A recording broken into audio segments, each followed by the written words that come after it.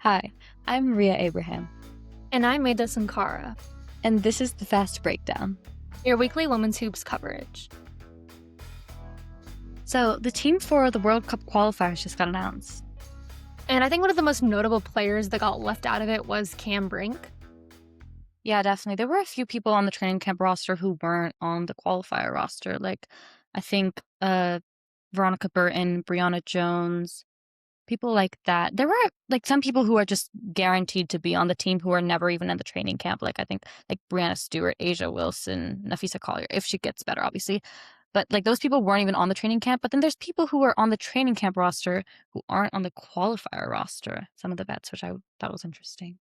Yeah, most of the vets that have already proven themselves in the sphere of international basketball aren't really on this roster because they don't feel a need to play for the qualifying tournament because the U.S. has already qualified for the World Cup. So this is more testing and figuring out lineups for the eventual World Cup and then the Olympics 2 years later. So right now they're just kind of experimenting with the young crew and seeing the lineups that fit and work for them. And I think Cam Brink being left out is kind of attributed to the fact that she still hasn't figured out her foul trouble issues yet. Like, she commits so many fouls and hasn't really learned how to control them yet. So that's what I think she needs to do in order to make it onto this roster by the time the Olympics comes around. So the qualifying tournament that this team that was announced is going to be playing on is going on from March 11th to 17th, which is why players like Lauren Betts and some of the college players that were on the training camp roster obviously weren't on this team since they'll be doing March Madness during this time. So I think this schedule is released on March 15th. And Yeah, then and then speaking of college teams, they're moving into the rising and falling college teams right now because a lot of the teams that weren't doing well earlier are now really heating up. Like, for example, Duke, which started off the year 3-6, is now ranked top 10, and they're looking towards hosting for the NCAA tournament. And again, also teams like USC, who are struggling a lot without Juju Watkins and really not able to find their rhythm, have finally activated Kara Dunn, and then Jazzy Davidson is playing some really good basketball right now. So looking forward to seeing those teams in March Madness, since a lot of people thought that USC actually wasn't even going to make the tournament after the rough few games that they had starting their conference play.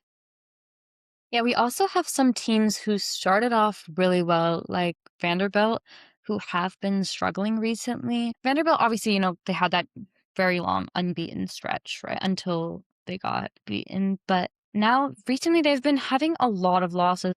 So Vanderbilt has lost to South Carolina, Ole Miss, and then Georgia. So South Carolina, I think, understandably, South Carolina was like number 2 at the time when they lost, and very great team. But then Ole Miss is an interesting one, and Georgia was unranked when they lost to them. And they've also had some pretty close games as well against other teams such as Kentucky, which also isn't doing too great. And I think overall they're not playing their best basketball right now, which obviously you want to be playing your best basketball going into March Madness. The Ole Miss, talking about Ole Miss, they've also been struggling recently. They lost to I think understandably again, a really good team like LSU, and then Kentucky and Alabama. Kentucky, very up and down team. And then Alabama, their loss was only by 1 point, but Alabama is a team that just recently got into top 25. And then earlier in the season, they lost to Georgia when they were unranked. Again, a team that is playing well right now, but still an unranked loss, as well as to Kansas State very early in the season. And another team that has not been doing well lately at all is Tennessee, right? Tennessee is currently on a 3-game losing streak. They lost to Texas and then Ole Miss and then Texas A&M unranked.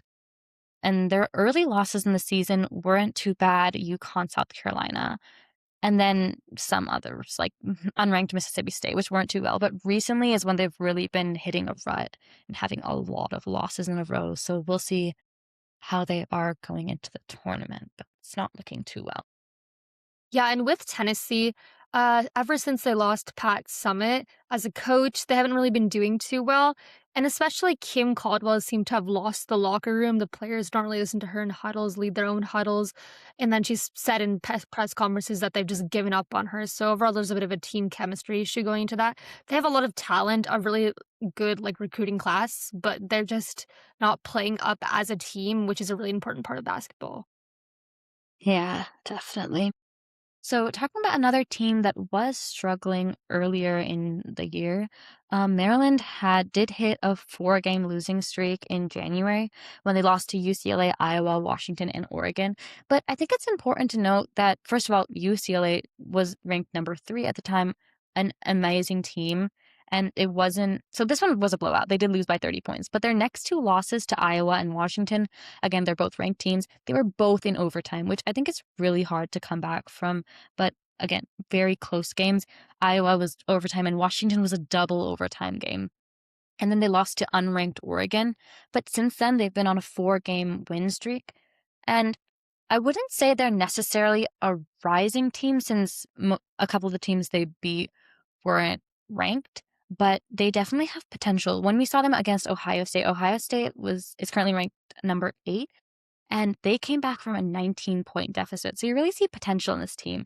I don't know how they will be this year, but they definitely have a lot of potential. And personally, Maryland is a team that I really like to root for since they are one of the teams that first got me into basketball because I watched the NCAA tournament last March, and I really loved watching Cheyenne Sellers play because this is when I made my brackets just randomly. I wasn't really thinking too hard about the teams, and then I would pick random people, and then I would watch the game and root for that team.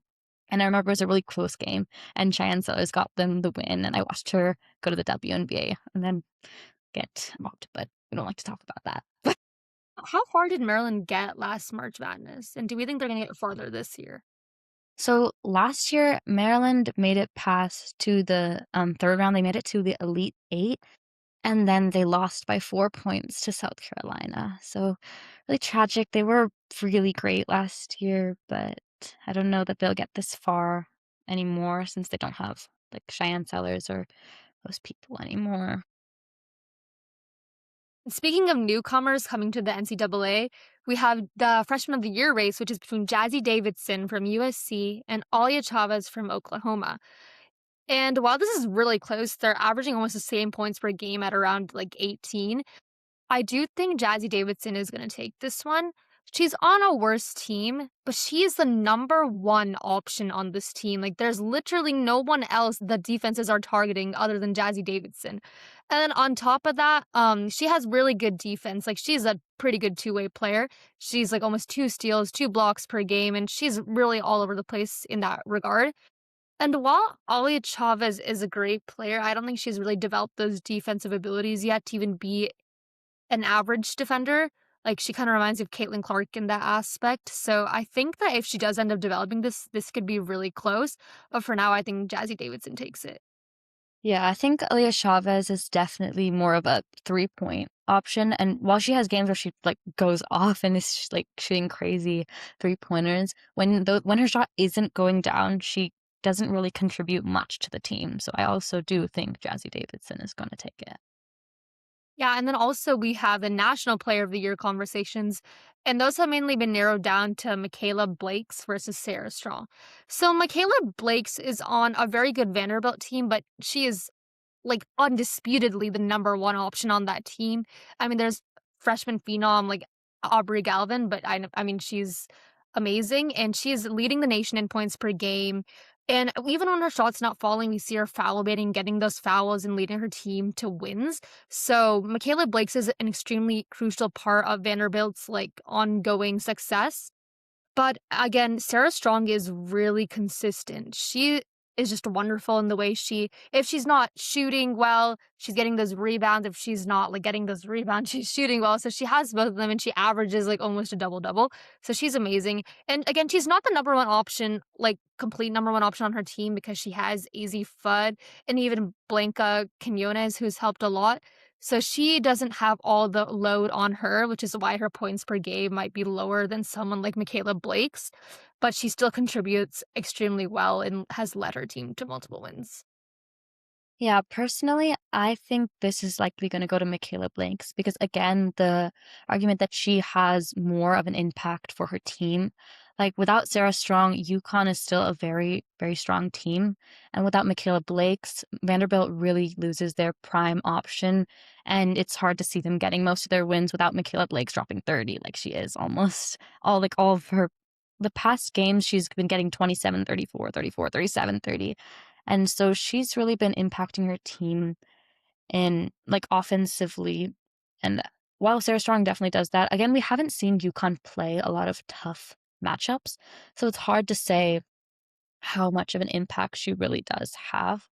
So I think that right now, Michaela Blakes is who I'm seeing. And then checking up on the top teams in women's basketball, so the top contenders in the top four ranked teams. So we have UConn, UCLA, South Carolina, and Texas. So UCLA is my favorite to win the NCAA tournament. Their entire starting lineup is pro ready. They have if they're gonna win the NCAA championship, this is the year to win the NCAA championship. They have a star-studded roster. They are gonna be significantly worse next year just due to the fact that they're not gonna have all these amazing starters. And they have like 3 or 4 people in the first round of the draft this year. So they're gonna be amazing in the tournament. And they also have, like, a chip on their shoulder. I mean, they lost to UConn last year in the Final Four, so I hope that, like, they bring that back, that energy back, and they're able to beat them this time. And I think they've gotten better than last year. I mean, they have Sienna Betts now, and I think they've, like, learned to center the offense where it's not completely surrounded around, like, Lauren Betts, and they're able to kinda get other players the ball more, like, we've seen Kiki Rice really grow and develop this season as well.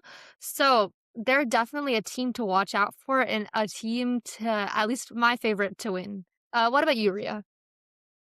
So coming into the season, it was kind of hard to see any other option than UConn just making a repeat, right? But after watching this season, UConn struggling against like Villanova recently, and at least at the half. And so you're kind of wondering, is UConn going to be able to be the dominant force that they were last year in the tournament, like sweeping UCLA, sweeping South Carolina?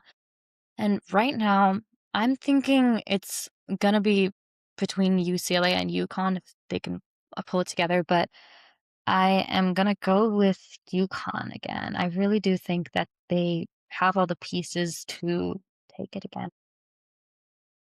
Yeah, I think one of the traps they might fall into, though, is the being undefeated all season, which they will go because 'cause they're in the Big East, but then, like, kind of failing in postseason. It happened to Nebraska's volleyball team just recently where they went undefeated and everyone thought they were gonna win, and then Elite Texas 8, they fell out. A&M. Yeah, and just to a really good team, Texas A&M was great, but also just, they weren't able to really, like, rise to the occasion because they hadn't played everyone good that they played. They played at the beginning of the season, and that's the exact same case for UConn. Like they haven't played any teams that have developed throughout the season. That's going to show. At least last year, they played against South Carolina and won, and Tennessee last year was pretty decent. And Tennessee actually beat them, which kind of shook them into the shape. And they were like, okay, now we have to win.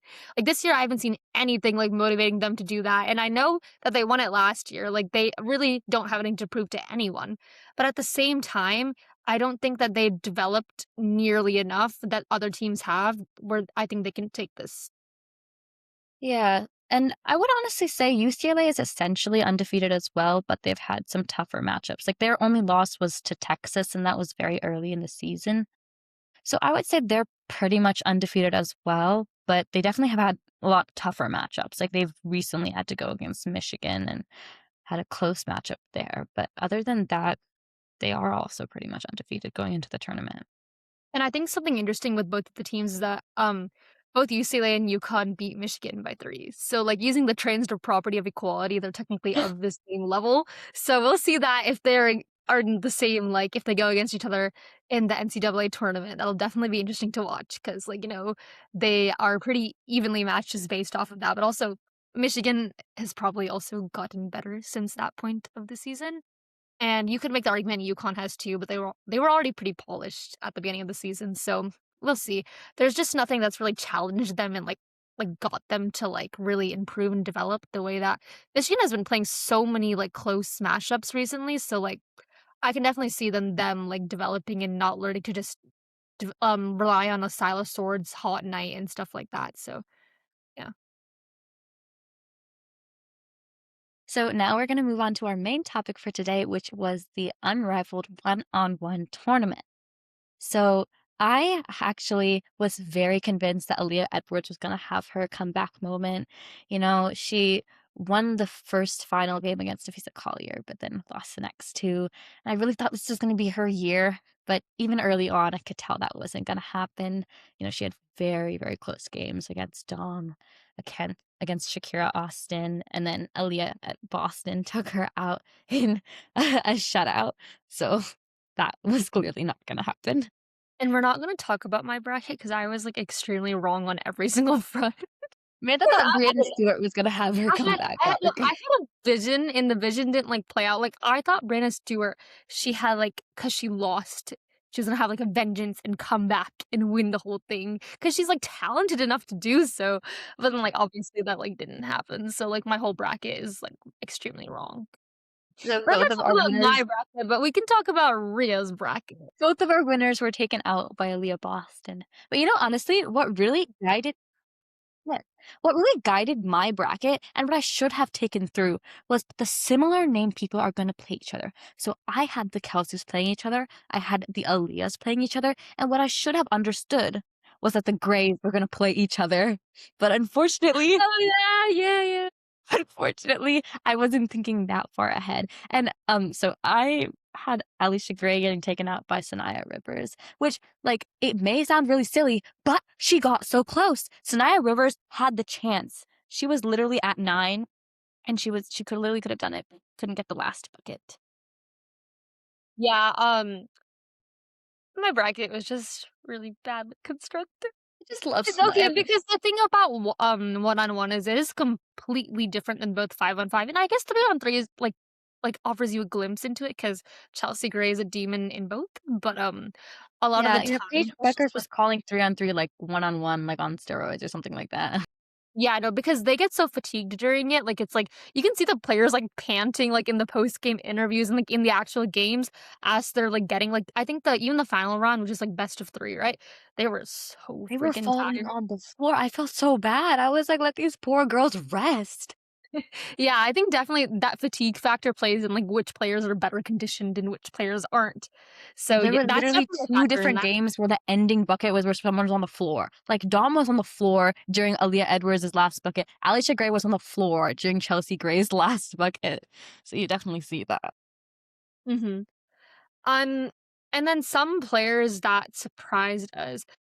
Aaliyah Boston is gonna be really good in this WNBA season, like, she got a bag, like, she's amazing, like, I think that although she did end up losing to Alicia Gray? Yeah.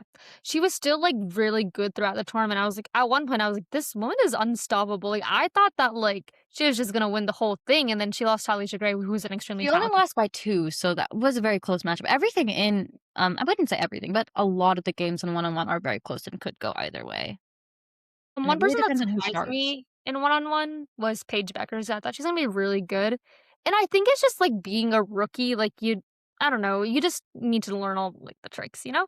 So I Yeah, feel like she didn't really yeah, she surprise me. also was struggling a little bit coming out of the tournament as well. She wasn't playing she had a really good game, on Sunday against the Lunar Owls, but the previous game she was a little hesitant, a lot of her shots weren't falling, but I think she's getting back into her game now. Yeah, she's actually taken over as Unrivaled's leading scorer, so, that's something go vote for her for MVP.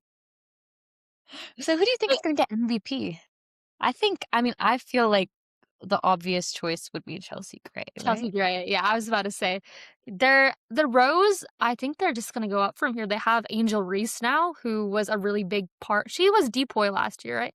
She was, yeah. Yeah, she was. So I don't think she can get it again since obviously she's only here for a She's like couple like games, 4. but Yeah. we definitely saw her impact. I saw the her first game back, and they were genuinely robbed of that win. Like, I love, the Hive, like, I love the Hive, I wanted them to get the win, but the way they got the win was so unfair.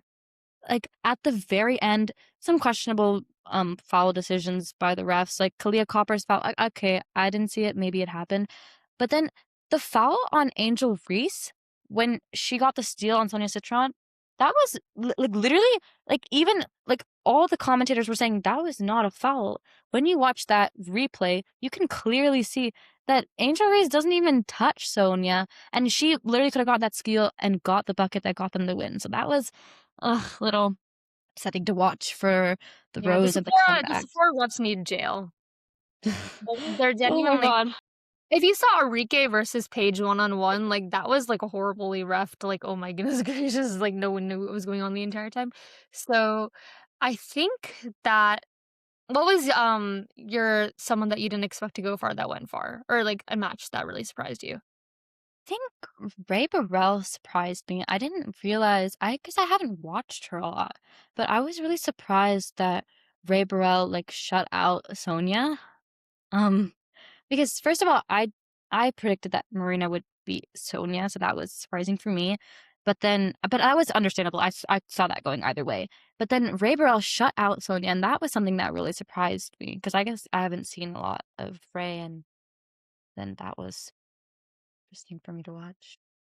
Yeah, Ray Burrell is one of those players where if she just plays with a little more control, she can be one of the best players in the WNBA. Like last year, she was held back a little by injury for the Sparks, so once she got on, she was pretty decent. I would say that like her main fault is she kind of plays a little brainless sometimes. Like she's just like so into it that she makes some interesting decisions on the court and then they just don't always like pan out the way that they should be. So I think if there was one critique of her, it was just to play smarter basketball. Like think about your shot selection more wisely. But she genuinely is such a bucket getter. Her offensive talent is like blows my mind. Sometimes it's really good. So I'd definitely seen her in one-on-one. I did not expect that, and I was like, "Wow, if she can channel this into the WNBA season next year, that would be amazing." And obviously, I know that one-on-one doesn't always translate. Like, I know Ollie Edwards had an amazing one-on-one last year, and then she got to the WNBA, and then, yeah, it wasn't too great for her, and then she got traded. So I know not for every player it works out, but I really hope for Ray Burrell that it works out because I really want the Sparks to be an interesting team to watch next year because I just love them so much. Yeah, I've definitely become a little bit more of a vinyl fan now following Ray Burrell, and also Sanaya Rivers again because she got traded to the vinyl, so I've definitely become a little bit more of a vinyl fan. I think my favorite teams right now are the Lunar Owls, I actually don't think the Hive that much anymore now that Sanaya's gone. So the Lunar Owls and the Vinyl are my top couple of teams. I'm really a player person, I'm sorry. She's a root for the underdog type person. Yeah. And then we said some misinformation in our first podcast episode that there were only 4 teams going to playoffs. There's actually 6 teams going into playoffs in There's like only bottom 2 not 4. making it, and I'm desperately hoping it's not, like, my 2 favorite teams, right? Because, um, that would be really upsetting. Yeah. I don't think that the Hive or the Lunar Owls are gonna end up making playoffs. I could be wrong because Ryan Howard was just ruled out with a lower, like, right extremity or something, so if she's, like, continued to be ruled out like, she didn't play today. If she continues to be ruled out, then I could see the Hive overtaking the Vinyl, but other than that, I'm not sure. Oh, whoa. Dang, my baby. Oh my But I think god. everyone is pretty locked in, like, I think the Breeze are gonna keep their playoff spot, the Rose are gonna keep their playoff spot, and obviously the top 2 teams, top 3 teams are gonna keep their playoff Yeah, spots, so so Phantom Laces and Mist have clinched, their spot already, and, yeah, I agree with your Breeze Rose, and then, honestly, I think Lunar Owls could take it because 'cause they've been they didn't play too well against the they have, like, their breakout games, and then the rest of the time it's just, "What's going on?" Like, they were down, like, 18, and then they came back to get the lead against, the Mist today, but then they really lost it in the 3rd quarter. So, yeah. I'm not sure that they're gonna do enough to get their spot. So, yeah, it's When you have probably a gonna team be without Zach Allen and Rachel Banham as your bench, if the starters aren't getting on, you're kind of cooked for the rest of the game because there's not really much you can do. They're not game changers. They're good players, but they're in the W. They should be end of bench players. They're not, but um, I don't. it's just everyone talks about Rachel Banham, like, raining threes, and I understand that she was a phenomenal college player, but that doesn't always translate to the W, and we've really seen how when she's struggling with her shot, there's, again, not a lot else that she offers. So she's kind of a if you need a three-point shooter and she's shooting well that day, then you go to her, but otherwise, it's just these players are hard to lean on as your, like, number 4 or number 5 option. Ugh. Yeah, I felt really bad, like, during the one-on-one tournament. I watched her getting cooked, and I was like, "No! Like, please, I love you, I'm but it's glad that she okay." didn't at least drop out, like, so many people dropped out, and I was like, "Come on." Like, a lot of people like, I know some people had their personal reasons, obviously, but then a lot of people just dropped out just because they didn't wanna face people, and that was you just wanna see it. Just put yourself out there. Yeah, no, I agree. Put yourself out there. That'd be interesting. But yeah, I love the one-on-one tournament. I think Chelsea Gray coming on top. The fact that either of us didn't pick her was, mm, I I I personally, if I actually like put a little more thought into my bracket, I might have picked her. But I don't know because she was in the same pod as Paige. I think I would have picked Paige because she was playing a little better leading up into the tournament. 'Cause I think in our brackets, I put Paige Beckers winning over her, and you put Jackie Young winning over her, which the Jackie game was close-ish. Like, it wasn't a shutout, but it wasn't. Chelsea Gray has just been unstoppable, and I think she's just proving to people that she's not washed anymore. Like, I know she's like dealt with her injuries and stuff, but she's like coming back and she's amazing. And all those people that are like, "Oh, Chelsea Gray is washed," blah, blah, blah."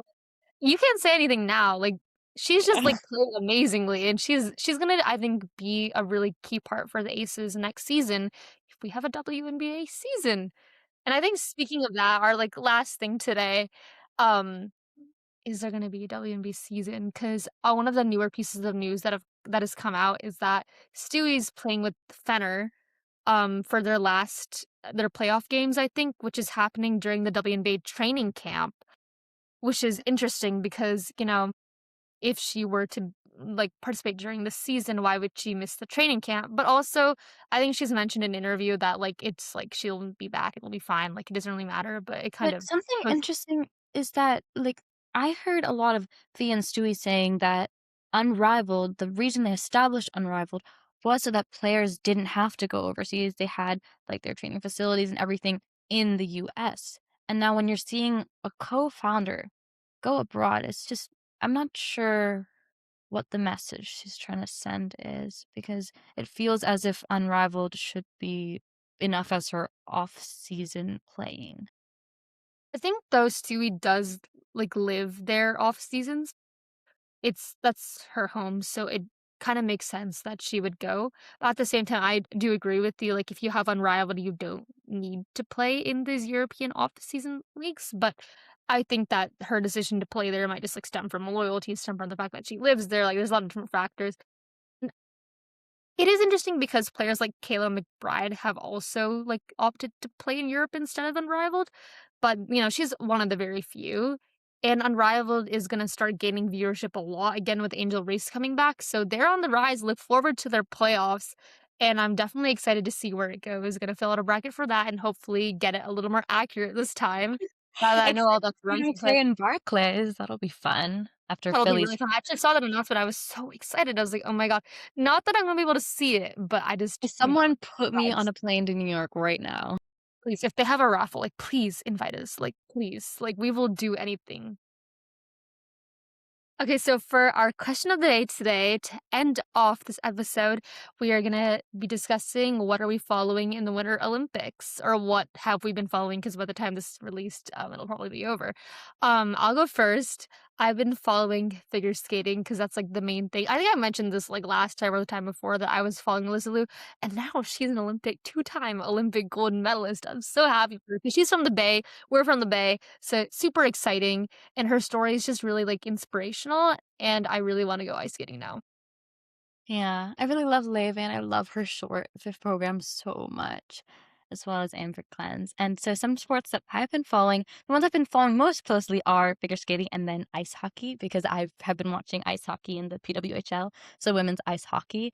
And the US won the gold medal, and I was stressing, oh my God, at the end. I woke up early because I sleep in a lot, but I woke up really early to watch this match.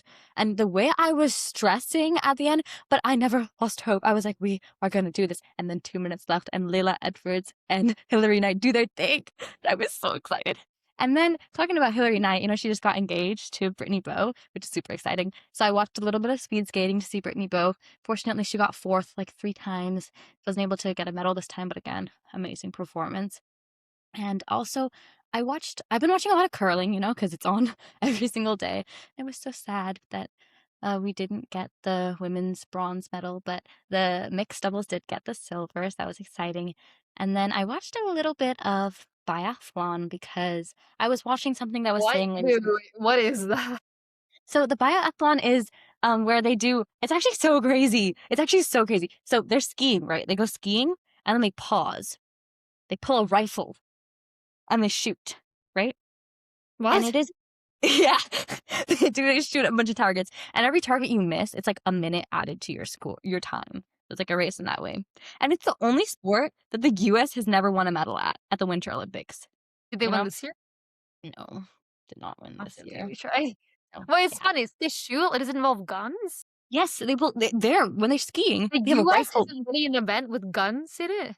Yes, there's a rifle on their back, and then when they stop, they pull the rifle off their back and they shoot. They do it, like, lying This is a down and, little like, stand ironic. yeah. So, But yeah, watch out, guys. I'm gonna win an Olympic medal for biathlon, like yeah. Watch out for Rhea, a 2030 like figure skater. Like just to watch. Wait till she like films. I don't know where it is next, but she's gonna be there. Okay. Anyways, thank you so much for watching your episode this week. And please like, subscribe, follow our podcast, follow all our socials, and we'll see you next time. see you next time.